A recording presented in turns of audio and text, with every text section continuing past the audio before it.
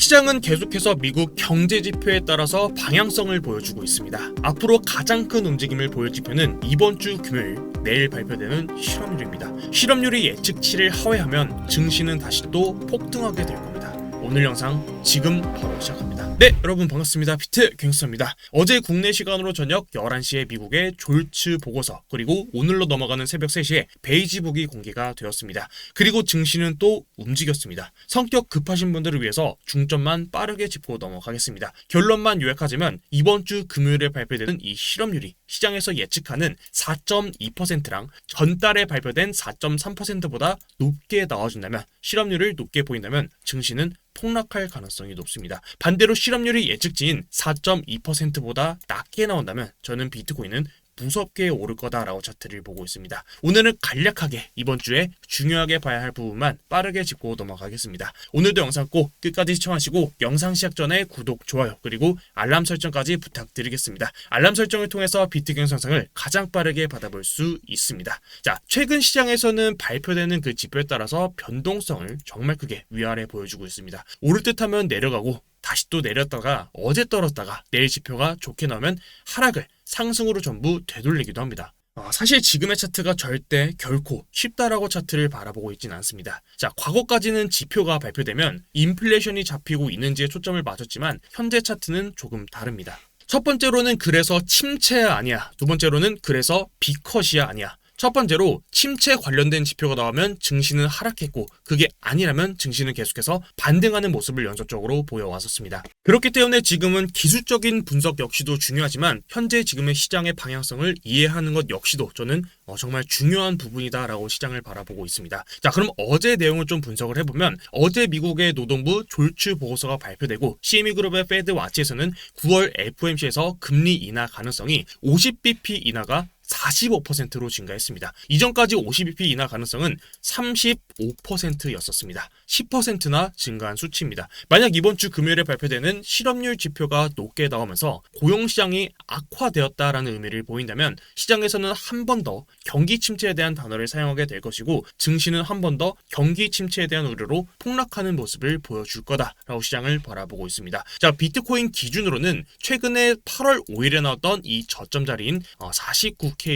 한 번 더 건드리는 움직임을 보일 가능성이 높습니다. 그리고 저는 여기서 바로 49K를 깨러 가는 하락보다는 한 번쯤은 단기로 그 반등문을 크게 보여줄 가능성을 더 높게 보고 있습니다. 만약 이번 주에 반등하지 못하고 바로 이 49K를 깨러 가는 하락이 나오신다면 결국 실업률이 높게 나와주고 한 번 더 경기 침체에 대한 우려로 증시가 폭락한 뒤, 자, 그때 CME 페드 와치를 보게 되시면 50bp 인상 가능성이 25bp를 넘어선 수치를 보일 겁니다. 증시가 폭락이 나온 뒤 B컷에 대한 기대감이 높아지는 이유는 과거부터 금리가 인하되고 증시가 폭락했다라고 일반적으로 알고 있지만, 실제로 과거 차트들을 보게 되면 증시가 먼저 폭락하고 그 뒤에 경기 침체라는 수식어가 붙으면서 금리를 인하했습니다. 당시 금리가 인하된 건 시장이 안정화되고 물가를 잡았기 때문에 금리폭을 낮춘 게 아니었습니다. 닷컴 버블, 그리고 리만 브라더스 사태로 증시가 폭락하면서 무너지는 경기를 다시 부양하기 위해 우선적으로 금리를 낮추고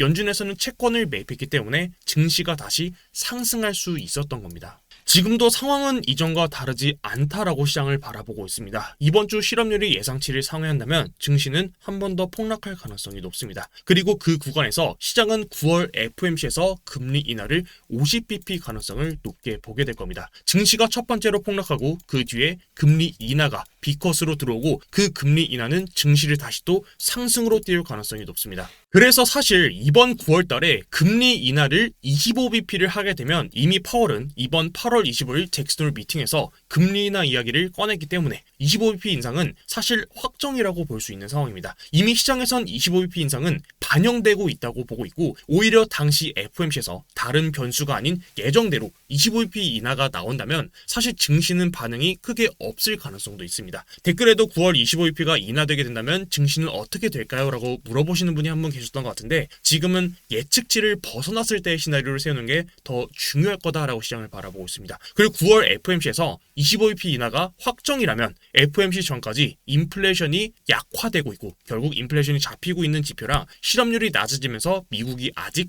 스트롱하다는 내용을 보여야 합니다. 그럼 증시는 폭락 없이 계속 상승할 수 있습니다. 제가 오늘 노동시장 하나만 놓고 이렇게 영상을 길게 떠든 이유는 현재 연준의 금리 폭은 이전에도 계속해서 말했지만 노동시장에 따라 방향성을 결정하겠다라고 했기 때문입니다. 새벽에 증시가 하락했던 이유 중 하나는 어제 발표된 졸츠 보고서 채용 공고 건수가 예측치는 800만, 실제로 발표된 수치는 760만으로 예측치를 하회했기 때문에 시장에서는 침체 우려 가능성에 반응을 한 것이고, 그 구간에서 비트코인이 하락하고 CME 페드 와치는 50bp 비컷 가능성이 상승한 것입니다. 근데 전 어제 발표된 졸츠에서의 움직임은 시장에서 조금은 예민하게 반응한 것이다 라고 시장을 바라보고 있는데, 어제 수치만 놓고 봤다 해서 무조건 금요일에 발표될 지표가 안 좋게 나올 것이다 라는 건 절대 아닙니다. 중요하게 봐야 될 부분은 채용 공고가 줄어든 거는 사실이지만 어제 발표된 연준의 베이지북에 따르면 고용은 전반적으로 안정적이고 해고는 여전히 드물다라는 결과값이 있습니다. 사실 고용시장이 둔화된 건 사실이지만 직접적인 침체에 대한 우려까지는 아닌 수치를 보이고 있는 겁니다. 그리고 저는 금요일 발표되는 지표에 따라서 침체 우려가 조금은 감소되면서 증시가 한 번쯤은 위로 튀어 올라와 주기를 기대하고 있습니다. 금요일 긍정적인 지표와 상승을 기대하는 이유는 기본적인 분석에서 9월 3일에 발표된 기사 내용을 하나 인용하면 블룸버그 조사에 따르면 이미 고용은 16만 5천 개의 고용이 증가하면서 이번 고용은 견고할 가능성이 높다라는 결과값이 있습니다. 이는 7월 달에 발표된 수치랑은 비교되는 결과값입니다. 차트적인 부분에서도 최근에 영상에서 다뤄드렸지만 계속해서 의도적인 이런 큰 하락이 나와주고는 있지만, 이 나오는 하락에서 캔들의 저점은 낮아지고 있지만 RSI 저점은 계속해서 높아지는 형태를 그리고 있습니다. 현재 상승에 대한 그 지표 네이션봉에서 상승 다이버스가 연속적으로 나와주고 있는 모습입니다. 이와 같은 모습은 제가 과거에도 말씀드렸지만 24년도 3월 달의 차트도 보시게 되면 이때도 계속해서 고점은 높아지지만 RSI 지수는 고점을 계속해서 낮추면서 하락에 대한 지표를 쌓고 그 마지막 구간에서 방향성이 터졌을 때 그 방향이 크게 나왔던 걸 알 수 있습니다. 당시 3월 달에 나왔던 차트에서는 고점부터 이 저점까지 하락이 마이너스 17% 가량 하락이 나왔었습니다. 그렇기 때문에 저는 기본적인 분석 외에도 기술적인 차트적인 부분에서 봤을 때도 현재 구간에서 반등에 대한 가능성을 계속해서 쌓고 있기 때문에 단기적으로는 한 번 더 반등할 가능성을 높게 보고 있습니다. 그리고 저는 1차 단기 목표를 8월 29일에 나왔던 61.16K를 돌파하는 구간으로 보고 있고, 이후 다시 저점을 낮추면서 49K를 건들고 해당 자리에서 바닥을 형성하고, 차트를 조금 더 큰 그림으로 보게 되면 49K에서 바닥을 형성하고 최근에 나왔던 이 고점 자리인 73.6K 해당 고점 자리를 한 번 더 돌파하는 상승이 나올 수 있을 거다라고 차트를 보고 있습니다. 제가 계속해서 49K 라인에서 바닥을 형성할 가능성을 높게 보는 이유는 일봉에서 거래량 때문인데, 제가 이전에도 말씀드렸지만 이때 8월 5일에 나왔던 이 거래량이 경기 침체 우려감으로 터졌던 이 거래량이 사실 너무 크게 터져줬기 때문에 과거에도 이런 식으로 거래량이 크게 터졌던 곳에서는 매번 추세 반전이 나왔었기 때문입니다. 거래량이 많이 터졌던 구간이 이때가 FTX에도 음봉에서 거래량을 터뜨리고 시간을 끌고 바닥을 만들고 고점을 돌파했듯이, 그리고 더 이전에는 21년도 차트에서도 바닥에서 의미 있는 거래량을 터뜨리고 해당 자리를 바닥을 한 번 더 깨고 한 번 더 깨고 이 바닥에서 다이버전스를 만들면서 반등이 크게 나왔던 구간, 그리고 다시 현재 차트를 보시게 되면 현재 차트에서도 일봉에서 8월 5일에 의미 있는 거래량을 한 번 더 터뜨려 줬기 때문에 해당 자리에서 자리를 만들고 바닥을 다져준다면 저는 충분히 상승에 한 번 더 베이팅할 수 있는 정말 좋은 자리가 나오지 않을까라고 차트를 바라보고 있습니다.